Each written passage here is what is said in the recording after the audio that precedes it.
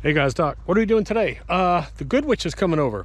So I've been working on this property for 14 months, 7 days a week pretty much, and I need a break. So the wife and I, we're gonna go to the beach. We're gonna take a few weeks off, but I can't leave this property unattended. I can't do it. I've got too much invested in it. I've got all kinds of crops growing. So I'm gonna divvy this up. The Good Witch is gonna come up. She's gonna be coming while I'm gone, probably 2 or 3 days a week. She'll be taking care of all the crops. Ryan will be coming over here doing some stuff, and then John and Jeff will be coming over here taking care of all that cutting and all the other stuff. So I'm basically getting everyone ready, because once that other house sells, we're gonna head off to the beach for a while, for a couple of weeks. I'll take you guys fishing, but today I'm going to show you something really cool. I'll show you here. Matter of fact, I'm going to go right to it, I think, and I'm going to show you the difference on the corn that we planted in dirt booster versus non-dirt booster. It's really cool looking.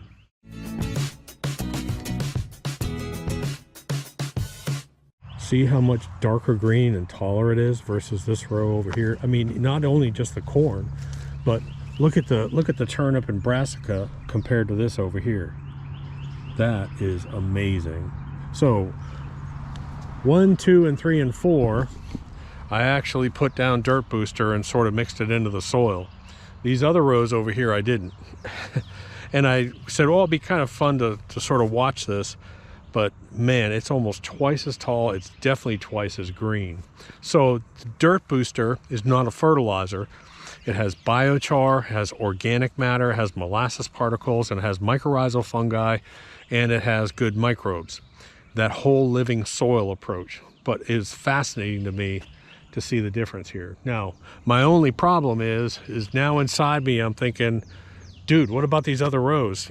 What kind of production am I going to get out of this? So instead of allowing this test to go further, my nature of me being the farmer, because we've got all kinds of stuff planted all down in here, is I want this to produce. So I'm going to go grab some dirt booster, and maybe I'll have the Good Witch come up here and apply it to this. Just another thing to do today. All right, so I'm going to pop in here real quick because someone's going to ask, hey Doc, why do you call her the Good Witch? We've called her that for years, and the reason being is, if you ever watch The Wizard of Oz and hear that laugh, she has that exact same laugh. I'm telling you, she laughs just like the Good Witch. That's why. So look who showed up. The Good Witch. My new crop manager.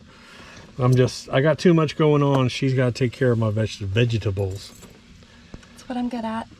So she's good with the wildlife. She's good with the vegetables, the gardens, everything. So I'm going to walk her around. This is the first time you've seen this place finished. Since y'all have gotten everything done.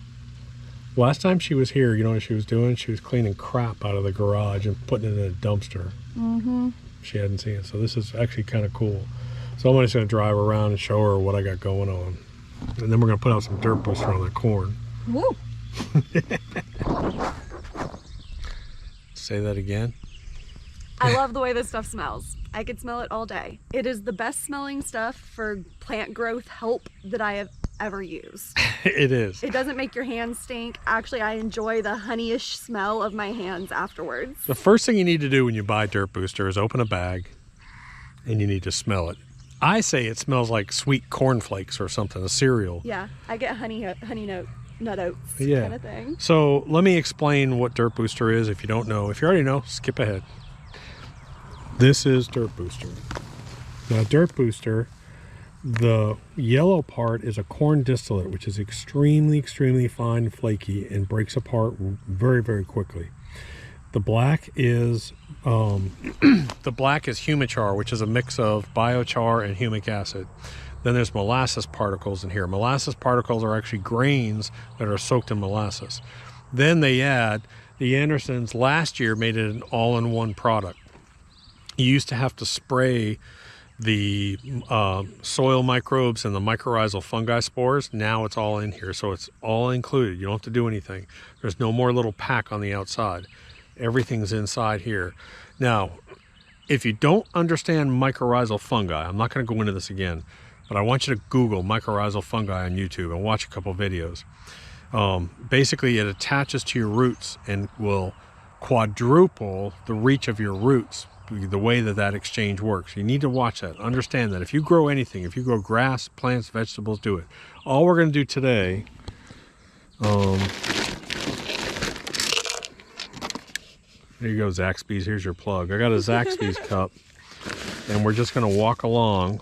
Now, it's not windy out here, which helps because this stuff is lightweight. So the rows out here, they're pretty easy to identify that are weak.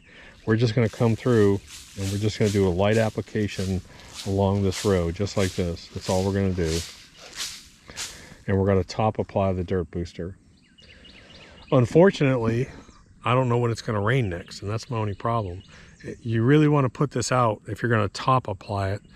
You're going to want to do it before rain, but I'm going to go ahead and just put it out. The deer will probably come out here and start chewing on it too. So see when that wind picks up, any bit of breeze, it just carries. Yeah, so that's the only thing you got to be careful about, because these corn distillates, this fine flaky corn, is really light. So when you're actually applying this, you need to apply it, especially on your lawn. Try and apply it on a day where there's not a lot of wind. I mean, you want to do it on a day, just like anything. Like if you're spraying, spray drift management is always on the label, and they'll always talk about that. Well, the same thing with this, because it's light. That really, really fine flaky corn stuff's going to want to sort of float away. It's like watching an elf in the fields. So she has worked with me, just so you know, she has worked with me now for 3 years on our vegetable gardens, and she's really good with the vegetables. Plus she's a nut. So I've worked, it's 3 years you've been in my gardens, right? Yes. 3 years. So 3 years she's been working with me in my gardens, and so I trust her. She got really good knowledge on the vegetables and tomatoes and pruning. So that's why I'm going to turn it over to her while we're gone, because we may be gone close to a month, and I'm like at prime season where everything's starting to come up. So she's going to manage, like if she needs to call John, say, hey John, you need to come up and cut in between the rows. She'll text him and tell him, and then if she needs Ryan for something, but everyone will know everything about the property, you know, where the switches are, where the power is, where the water is, all kinds of stuff. So anyways, I'm going to put some more down.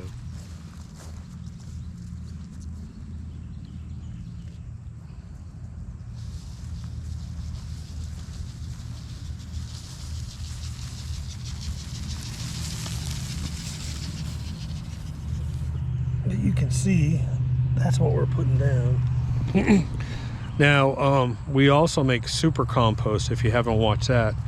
And basically we take black cow composted manure from we get at Lowe's or Home Depot. We mix it in with the dirt booster, we wet it, and we let it activate, and it heats up to like 130 degrees. And she's done a ton of that with me as well too. Now that can be top applied or mixed in, either way. We really don't do a lot of top application of this except for our lawns. We always put a lot of this out on our lawns. We put a ton of this out on our lawns, especially during the summertime. It's a great time to put it out. But on a vegetable garden, you can top apply it, but it's best if you can work it in around the plant into the soil. That's where it works best. This really is, and even Jess is saying, she said it's just insane the difference between this row and that row. Dirt booster in the soil, no dirt booster in the soil. There versus there. So we've been putting dirt booster on that back lawn. I haven't done it for about 2 weeks, but here's when you use dirt booster, and I'll say this time and time again, you want to use dirt booster because of the mycorrhizal fungi spores and the microbes when your soil temperatures start to bump up. You don't want to use it in cold. If it's cold out, use humichar, straight biochar and humic acid. If the temperatures start to warm up, that's when you want to put down dirt booster, because it'll digest the organic matter, your microbes will kick in, the mycorrhizal fungi kicks in. So part of the reason why these plants are so healthy is because that mycorrhizal fungi is extending their roots out and it's able to reach the nutrients that the other plants can't reach. So that's one of the benefits of it. It's not necessarily just the actual nutrition in it. It's more so that these plants have the ability to pull the nutrition better from the soil than the plants that are sitting next to them. If you order dirt booster, let's say you have a big garden or big lawn or something, there's a discount code that I'm going to give you that you can use. If I can find my phone, well, I'll just put it up on the screen. I order it just like you guys order it. Hey Siri. Never mind. Hey Siri, remind me to order dirt booster in 2 hours. Okay, add it to today's reminders. If you don't have that activated on your phone, activate it. I do that all the time. I yell at her, remind me. I just have reminders all the way down. I think it's like 20 for 10. Let me see if I can find that code. Okay, so here are the discount codes. You can punch in 15 off 10. So if you order 10 bags of dirt booster, you can get 15% off if you go over. Down below, there's going to be one link. That link will take you over to our page, and I'll link directly over to the Anderson's website. And when you use that code, you can get 15% off if you order 10 bags. So if you have a big yard or if you have a big garden and you want to order in bulk, that's actually what I do. I'll use that code and I'll order more bags of this because I'm going to need more. Okay, observation time. I actually was in here talking to Jess about this, and I said, you know what? I said, I probably should put this on camera because some people might find this interesting. So last year, I had we brought in a load of chicken manure, and I had them put rows this way of chicken manure. Can you tell where the chicken manure was put down? Right in here, look at that. Nothing wants to grow where that chicken manure is. Go to the next one. I don't want to step on a plant here. Look at that. Nothing wants to grow on that row right there. Same thing over here. Every single strip where we have that raw chicken manure in here. Now, chicken manure is a little bit different. It's not straight manure. It actually has like wood chips and all that kind of stuff in it. But it's really important, I think, to understand that you got to be careful with manure, raw manure, when you're working in gardens. Too much is not good. So you want to, mixing it into a compost is fine, but that's why they're bringing a load of composted horse manure, and what we're going to do is we're going to put a layer of it, a layer of dirt booster, a layer of it, a layer of dirt booster, and we're going to let it sit there, and then we can lightly top dress these rows, and we'll never have to till these rows again. But the same thing is up in the cornfields. There's no fertilizer, no NPK. This is only dirt booster that's been applied to this, and that's it. All right, so we're up here in our vegetable garden, and this is our primary garden up here. It's 7,000 square feet if you don't know, and we have it fenced off. And one thing that I've learned, and I was telling Jess, is that over the years it seems like everyone wants tomatoes. You can grow as much food as you want, but everyone's like, oh, you got any tomatoes? So we're heavy in tomatoes this year. Plus, they're probably one of the more expensive actual pieces of produce. If you go to a local store and get local tomatoes, it's like $3 a pound or something. So we've got tomatoes, pepper, tomato. We've got zucchinis, squashes, beans, snap peas, different stuff. Now, what I haven't told you is that I've got a whole stack of 12-foot 2x4s, and I bought a gas auger. Oh, cool. So what we're going to do is we're going to come in here and we'll put 1, 2, and 3. Remember that yarn we did last year? That works so well. So we're going to do the yarn in here and sort of create a trellis system. We may even try and get some of this yellow squash and cucumber to grow up, right? That'd be really cool. We'll see if we can do that. I don't know if the yarn will really support it. But basically just explaining the philosophy here is strip tilling is probably the fastest growing thing in agriculture, and we have expanded that.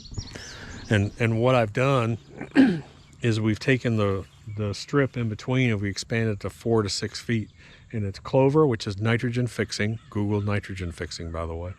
Rye and brassica all in here. 0 fertilizers. And look at this. Look at these plants. These things are just absolutely gorgeous. I've already got flowers on my tomatoes. You know what that is? That's from last year. Yeah. That's a pumpkin, I bet.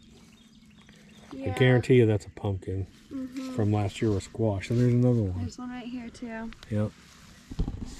That's pretty funny. Last year we had some pumpkins and squashes in here, and they're coming back up. This year we get some volunteers. All right, so let me go over, and she doesn't know about the orchard that's coming. So let's show her the orchard. This area, see those little scrub trees? This area was just full of those scrub trees, and I had John and Jeff come in here and spend 2 or 3 days, and then we bush hogged it, and then I killed it off, and I've planted clover and a few other things in here. But since I bought an auger, we're gonna come in and I'm gonna order, I think, apple, pear, peach, and plum. I'm so excited. But they're expensive, dude. They're expensive. I said I need to start a fundraiser on YouTube. It's a Sport Doc's orchard. Each of those trees would be $100, $130. Easily. So if I got to go in here, this thing's probably going to cost me about $5 grand if I want to plant this orchard. So anyways, that's something I plan to do. I don't know when we're going to do it, but look at all the cardinals over there. Yeah. Concentrate, Doc, concentrate. So anyways, that's the barn. The house is down there. The orchard's over here. And then this is the primary garden. I already explained the buck field tour. We leave that open for all the deer because the deer are actually back over in that thick area. They do come in this way. They come in from the road, and probably every couple of weeks we have a roadkill out there, unfortunately, sadly. Okay, so Good Witch is gone. It's later in the day. This is the new lawn that we're doing. We're put down dirt booster here 2 or 3 times. They're putting in the irrigation. The guys are over there working, finishing up. And we've got the irrigation system that's running all around the exterior. It ties into the shallow well pump over there. And after they're done tomorrow, I'm going to cut this. I'll put down more dirt booster. Eventually what I'm going to do is we're going to do another seeding out here, but we're going to do it with zoysia. And we're going to let it all battle out. It'll be really cool. So we'll watch that. So anyways, guys, the results that we're having up here with Dirt Booster, again, year after year, we've taken this stuff, we've sent it off to Clemson, the soil and the compost that we make, and it's just the nutrient levels, the organic matter, the CEC, everything is off the chart. Get some and try it. It's a really cool product. And again, it needs to be used. You don't use this in cold weather. You want to wait till the weather warms up. That's when you want to use it. Middle of summer, put it out. It doesn't matter. You can put Dirt Booster out every single day on your lawn when it's 100 degrees. It has no nutrients. It has to go through that decomposition process, and then it naturally releases nutrients. That's the wonderful thing about it. So anyways, we got a lot more going on. Hit subscribe, and I'll talk to you later. Doc.